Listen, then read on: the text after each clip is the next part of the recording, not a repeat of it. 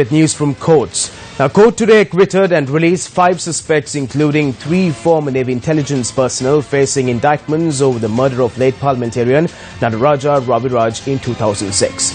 What is interesting is that Colombo High Court Judge Manilal Vaidyathilaka delivered the verdict 15 minutes after midnight today. 10th November 2006, Nadarajah Raviraj shot dead down Mata Road in Narahenpita.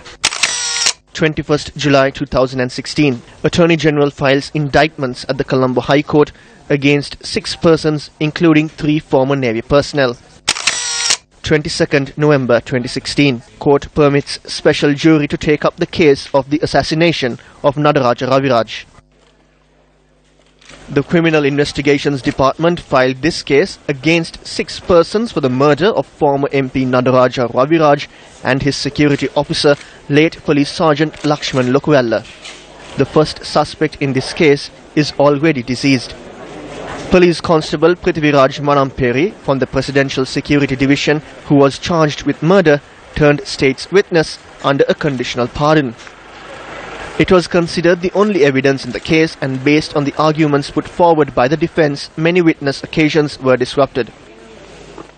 The jury before which this case was taken up comprised of 7 graduates and senior state officials.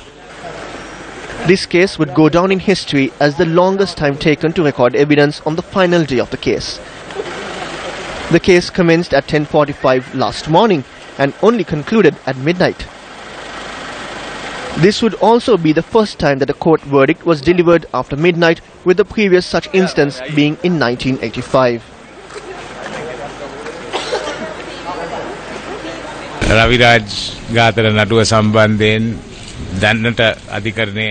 The jury unanimously agreed to acquit and release all the former Navy personnel over the assassination of Raviraj.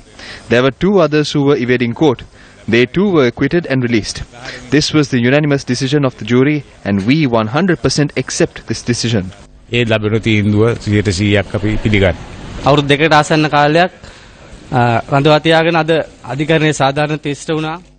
We were being held for almost 2 years, and justice was served today by courts. I believe that this is a victory for all the veterans.